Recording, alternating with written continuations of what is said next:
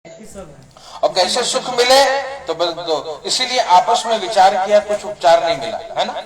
कोई इस शंका का समाधान नहीं हुआ। मन में ये प्रश्न, मन में शंका बनी कि बनी रह गई, है? मन में शंका बनी रहेगी कि ये कैसे दूर होगा। और राम को देख कर श्री जनक नंदिनी बाग में जा खड़ी की खड़ी रह गई। अब यार ऋषियों के मन में शंका है कि कैसे दूर होगा, दुख कैसे दूर होगा, है? आपस में विचार किया बैठ करके। 88,000 ऋषि मुनि एकत्रित हुए। अब विचार किया कोई तो उपाय होगा, है ना। हर प्रश्न का कोई ना कोई उत्तर तो जरूर होता है। तो ये शंका का कुछ समाधान होगा कैसे, कलयुग के जीव सुखी कैसे हो। आपस में विचार किया और विचार किया, कोई उत्तर नहीं मिला। मन में बड़ा ये प्रश्न बना रहा कि कैसे दूर होगा। तो तुरंत गुरु जी के पास गए। याद रखना, जब जीवन में कोई संशय उत्पन्न हो, है ना, कोई प्रश्न उत्पन्न हो, कोई जिज्ञासा उत्पन्न हो, कुछ जानने की इच्छा हो, तो गुरु जी के पास, ब्राह्मणों के पास, संतों के पास जाना चाहिए। और जिज्ञासा उत्पन्न हुआ, इनके मन में क्या उत्पन्न हुआ, कैसे सबका दुख दूर होगा। तुरंत पहुंचे। ज्ञातुम इच्छा इति जिज्ञासा, जानने की इच्छा भाई, गुरु जी के पास। सूत जी महाराज को प्रणाम किया है और प्रणाम करके उनकी वंदना करी है। गुरुर् ब्रह्मा गुरुर्विष्णु गुरुर्देवो महेश्वरः गुरु साक्षात परब्रह्म तस्मै श्री गुरवे। गुरु जी को प्रणाम किया, सूत जी महाराज को प्रणाम किया। महाराज ने कहा स्वागत किया, आइए आइए ऋषियों, विराजमान हो जाइए। क्या प्रश्न है, क्या संशय है, क्या शंका है, क्या जानना चाहता है।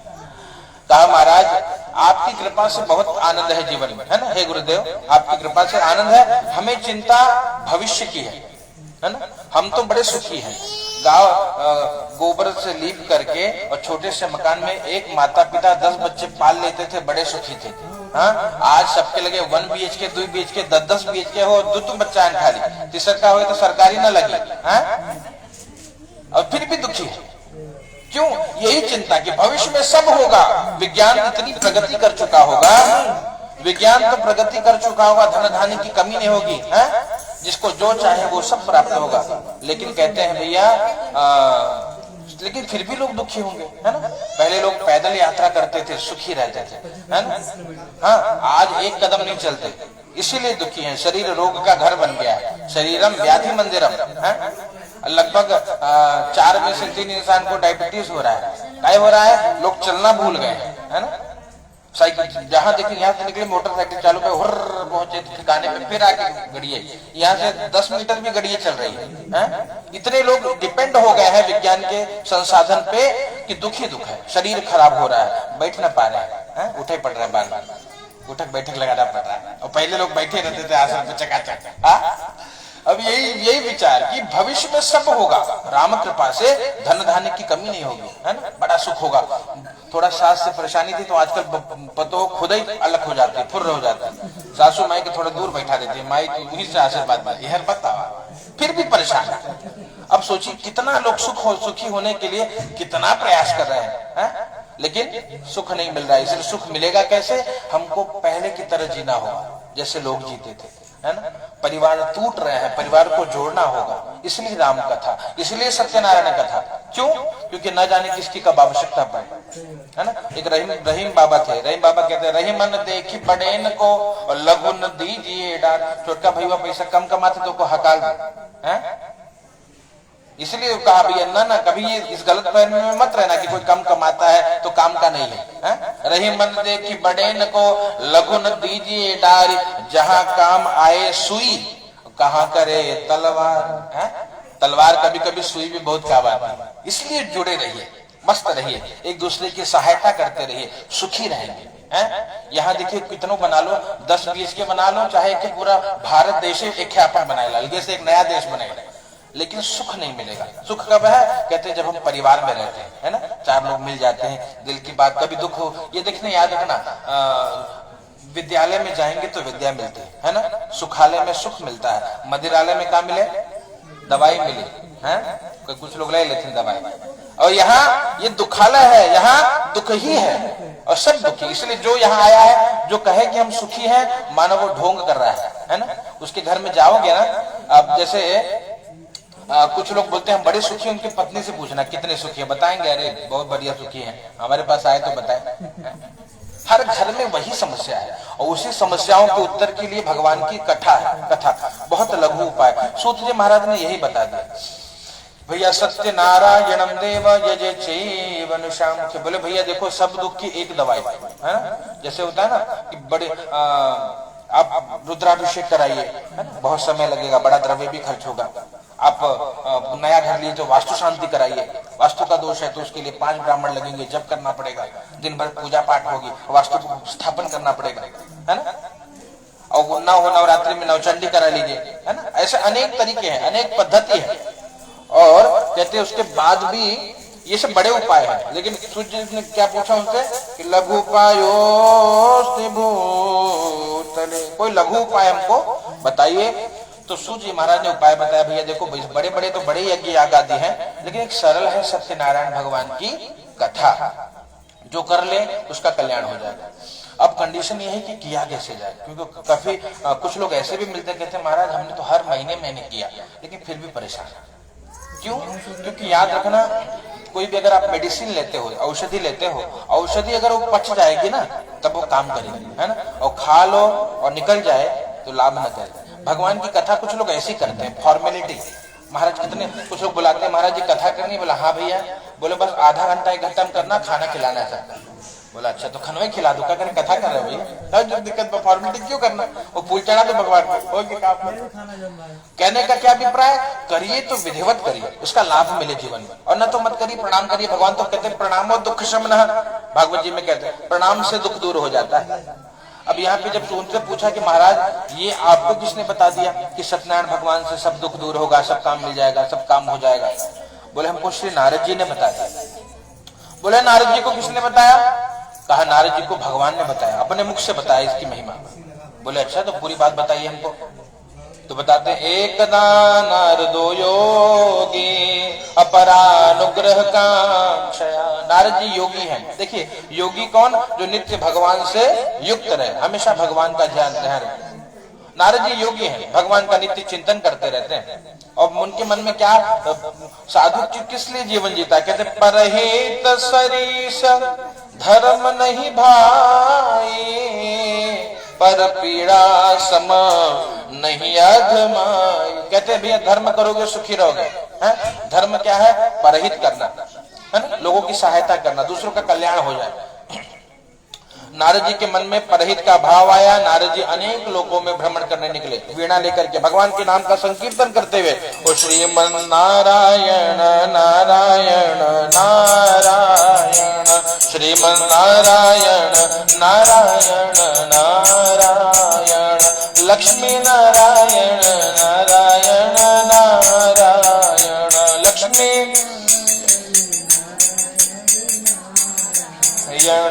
बद्री नारायण नारायण नारायण, बद्री नारायण नारायण नारायण, सत्य नारायण नारायण नारायण, सत्य नारायण नारायण, मुझ में नारायण नारायण नारायण, तुझ में नारायण,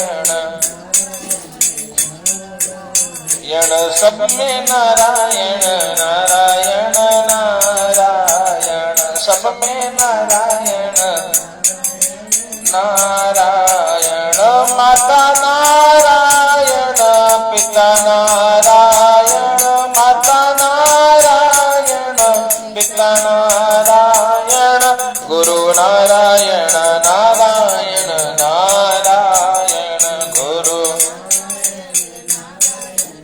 नारायण। नाम भगवान के नाम का संकीर्तन करते हुए नारद जी अनेक लोकों में भ्रमण करते हैं। क्यों? कहते भैया देखो कलयुग में आप जो कुछ भी करिए, यहाँ जो कुछ कमा ले रहे हैं इस धरा पे, कहते इस धरा का इसी धरा पे धरा रह जाएगा। यहाँ कितनों सोने चांदी मकान दुकान सब यही रहने वाला है, साथ में क्या जाएगा? कहते भैया सुमिरन हरि की सांची कमाई, और जगत की झूठी सगाई है। सुमिरन हरि की, कितना आपने हरि स्मरण किया, कितना व्रत किया, कितना जप किया। कहते गरुड़ पुराण में आता है कि ऊपर जाओगे तो यमराज के जो चित्रगुप्त है हिसाब बताते हैं कि महाराज इसने इतना जप किया, इतना तप किया, इतना भगवान का नाम लिया, और वही रक्षा करता है ना। और न लिया हो और कहते भैया इसने तो कुछ नहीं किया, खाली खूब पैसे कमाया है ना। और देखिए धन कमाने के बाद भी कहते हैं धन पे केवल हमारा अधिकार नहीं होता, इसका अधिकार है पूरे परिवार का अधिकार है ना। आप जो कमाते हो उसमें कुछ परसेंट पत्नी का है, कुछ बच्चों का है, कुछ भाई का है, कुछ माई बाबू का है, सबका सबको देते रहेंगे तो सुखी रहेंगे। लोग क्यों दुखी है? धन कमा तो रहे, खुद डकार ले रहे हैं ना, पूरा डकार। कहते दशांश तो धर्म के लिए भी है। आप अगर जो भी कमाते हो, 1 रुपया कमाओ तो 10 पैसा निकालो, 1000 कमाओ तो भैया 100 रुपया निकालो। भगवान ने अगर आपको करोड़ रुपया दिया तो 10 लाख निकालो। दशांश की परंपरा है हमारे यहाँ, वो पूजा में लगाइए, जप में लगाइए, सेवा में लगाइए, रामायण करिए, सुंदरकांड करिए, किसी प्रकार से धर्म में लगे। और जो ऐसे करता है कहते वो ब्लैक मनी व्हाइट मनी बन जाता है ना। नहीं तो सब ब्लैक मनी है जो हम रखते जा रहे हैं जब ना। इसलिए कहते लोग दुखी हैं कि धन तो खूब है लेकिन वो बराबर सरकार की नजरों में पड़ नहीं रहा है। और जिस दिन पड़ेगा ना, रेट पड़ेगा ना, तुरंत जब्त हो जाएगा। इसीलिए कहते हैं अनीति से धन होता है, तुलसी बाबा बताते हैं अनीति से धन होता है वर्ष 5 और 7। अनीति से खूब पैसे कमाइए, बढ़ेगा, ऐसा नहीं बढ़ेगा, 5 साल बढ़ेगा, 7 साल बढ़ेगा है ना, बढ़ते रहेगा। लोगों को लगा नहीं खूब चकाचक चला दो बाहर आओ तो जहां से आओ देखा जाए। और तुलसी बाबा कहते हैं तो तुलसी 12 वर्ष में उजड़ा मूल से जा, 12 साल हो तो सीताराम हो जाए है। इसलिए धर्म से धन कमाइए और धर्म में धन लगाइए, जब तक रहेंगे सुखी रहेंगे है ना। शरीर की जो अवधि है तब तक आनंद में रहोगे। और याद रखना जीवन की यही कमाई है। कोई अगर आपसे मुस्कुराते हुए मिले ना तो समझ जाना कि सबसे अमीर आदमी है, भले वो कुटिया में काहे न रहता हो।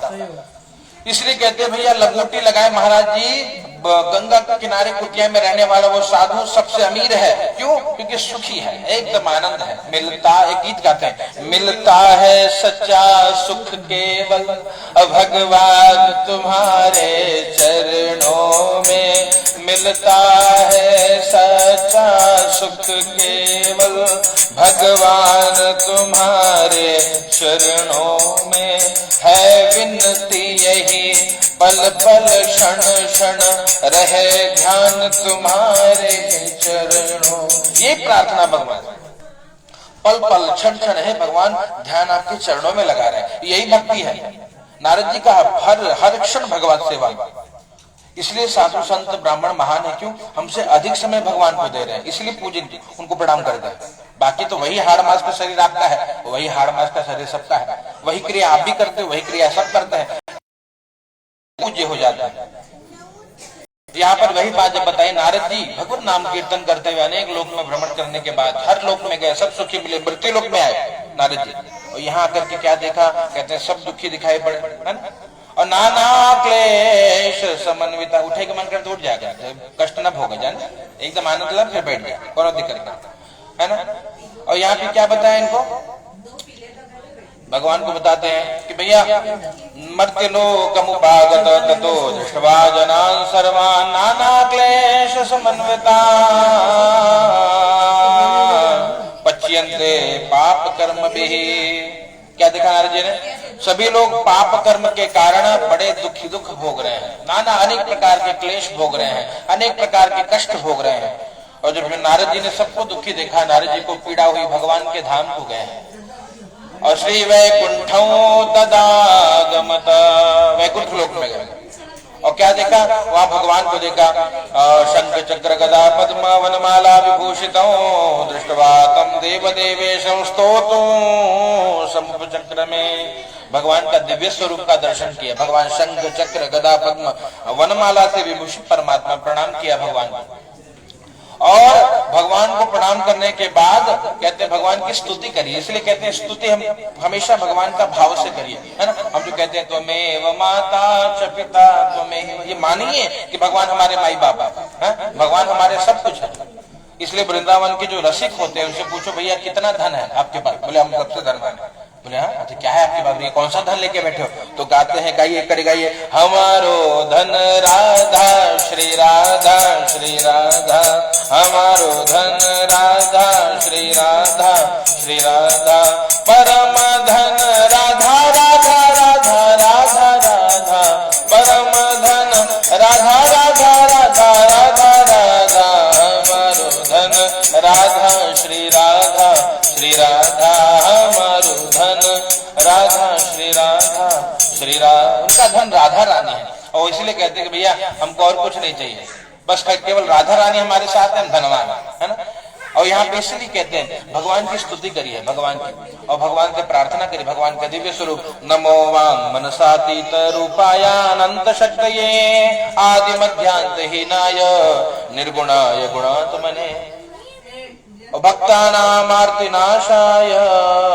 भगवान को प्रणाम किया है, भगवान हम आपको प्रणाम करें, आप भक्तों का दुख दूर करते हैं, आपका न आदि है न मध्य है न अंत है। कहते हैं जब संसार नहीं था तो जो थे वो परमात्मा है ना, और जो संसार है कहते संसार के रूप में भी जो दिखाई पड़ रहे हैं वो परमात्मा भगवान है। और एक दिन जब संसार समाप्त हो जाएगा तो जो रहेंगे वो भगवान है ना। तो भगवान हमेशा है, त्रिकाला नमो वांग मनसातीत रूपाय अनंत शक्तये। अनंत शक्ति संपन्न है परमात्मा, हम आपको बारंबार प्रणाम करते हैं। भगवान को प्रणाम किया, भगवान ने कहा नारद क्या जानना है। भगवान ने कहा प्रभु मैं मृत्यु लोक में गया और मृत्यु लोक में सब दुखी दिखाई पड़े, उपाय बताइए जिससे दुख दूर हो, है ना। और भगवान से जब उपाय पूछा, भगवान ने कहा भैया सत्यनारायणम देव यजेच्चैव निशाम। कहते भैया नारद जी सब आप जाइए सत्यनारायण व्रत का प्रचार करिए, है ना। सत्यनारायण व्रत जो जो करेगा कहते भगवत कृपा से सुखी रहेगा। व्रत का उद्देश्य क्या है, जीवन में सत्य आचरण हो, असत्य का प्रयोग कम हो, अधिक से अधिक सत्य बोलने का प्रयास हो, जीवन में धर्म हो, जीवन में तप हो, जीवन में त्याग हो, है ना, जीवन में सेवा हो, तो जीवन अपने आप परिवर्तित हो जाएगा। यही बात नारद जी को बताई। नारद जी ने कहा महाराज इस सत्यनारायण व्रत को करने से क्या मिलेगा। बोलेंगे भगवान ने बताया श्री भगवान उवाच कृत्वा सद्यः सुखम भूत्वा परत्र मोक्षमाप्नुया। यहाँ पर सुख मिलेगा, भगवान की पूजा कथा करने से जीव सुखी हो जाएगा। और परत्र जब शरीर छूटेगा तो जीव को मुक्ति मिल जाती है। कथा के फैलाए कहते जिसको परलोक और इहलोक दोनों सुखी बनाना है वो केवल सत्यनारायण व्रत करे, सत्यनारायण भगवान की ही कथा सुन ले तो कल्याण होगा। यहाँ भी सुखी रहेगा, शरीर छोड़ने के बाद भी सुखी रहेगा। नारद जी ने 4 प्रश्न पूछा, किम फलम किम विधानम च कृतम केनेव तद्व्रतम। हे भगवान किम फलम, फल क्या है, विधान क्या है, किसने किया, कब करना चाहिए, पूरी बात बताइए। भगवान ने कहा किम फलम, कहते भैया सौभाग्य संतति करम सर्वत्र विजय प्रदम धन धान्य प्रवर्धन। कहते भैया धन धान्य की वृद्धि करेगा है? और सभी प्रकार से दुखों का शमन करने वाली ये कथा है, सभी प्रकार के मनोकामना की पूर्ति करने वाली है। विद्यार्थी को विद्या देती है, धनार्थी को धन देती है, पुत्रार्थी को पुत्र मिलता है, और जीव शरीर त्यागने के बाद कहते हैं मोक्षार्थी को मुक्ति प्राप्त होती है। भगवान की महिमा। दूसरा किम फलम किम विधानम, कहा महाराज जी विधान बता दीजिए। बोले विधान ये जितनी शक्ति है उतना विधान है ना। भगवान ने अगर सामर्थ्यवान बनाया है तो भगवान को सोने के आसन पे बैठाइए, सोने की थाली में खिलाइए, है ना, स्वर्ण का आभूषण प्रदान करिए। अगर शक्ति है ना है तो भगवान तो पत्ते फूल से भी रिझ जाते हैं, पत्ता फूल जो है भाव से चढ़ाइए। भावग्राही जनार्दन, भाव से जो कुछ भगवान कहते भाव से मुझको भजे जो उसका बेड़ा पार है। कहते भैया जो भाव से भगवान का भजन करता है भगवान उसके सभी कष्टों को दूर करते हैं। केले का भैया मंडप बना करके ठाकुर जी को विराजमान करिए, पूजन अभिषेक करिए, कथा सुनिए, हवन करिए, प्रसाद बांटिए, प्रसाद लीजिए। हो सके तो रात्रि में भजन इत्यादि करिए, जागने का प्रयास करिए, न हो तो रात्रि में करते भगवान का नाम करते हुए, नाम जपते हुए शयन करिए, है ना। ऐसा करने से एवं करते मनुष्याणाम वांछा सिद्धिर्भवेत् ध्रुवम्, ऐसा करने से मनुष्यों के मनोकामना की पूर्ति होती है। किम फलम किम विधानम च कृतम केनेव। तीसरा प्रश्न पूछा कि कृतम केनेव, किसने किसने व्रत को किया भगवान बताइए। भगवान ने कहा भैया जिसने जिसने किया शेष 4 अध्याय में बताएंगे। चौथा प्रश्न कदा कार्यम व्रतम प्रभु, हे प्रभु कब करना चाहिए कोई मुहूर्त, भगवान की पूजा का क्या कोई मुहूर्त है। तो भगवान ने कहा भैया कोई विशेष मुहूर्त नहीं है, कब करा जाए। कहते हैं भैया यस्मिन् तस्मिन् दिने मर्त्यो भक्ति श्रद्धा समन्वितः। कंडीशन यही है भक्ति श्रद्धा से करिए चाहे जब करिए, है ना। सुपरमैन सुपरमैन हल्ला हल्ला कोई करे ना, बाहर कर दिया। क्या देखा, कहते हैं भैया, कहते यस्मिन् तस्मिन् दिने मर्त्यो भक्ति श्रद्धा समन्विता। जिस किसी भी दिन कहते भक्ति श्रद्धा की सेवा करी जाए भगवान प्रसन्न हो जाते हैं। और इस प्रकार से जो भगवान की दिव्य कथा को श्रवण करता है, भगवान की सेवा करता है, भगवान के का भजन करता है, भगवान के नाम का कीर्तन करता है। कीर्तन कहते हैं कीर्तन कर्तन है, पापों का कर्तन करती है। पापों का शमन करती है।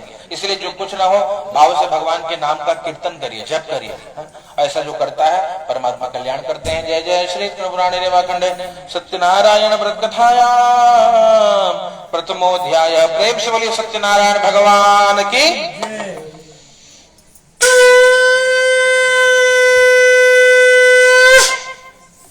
सत्यनारायणाय नमो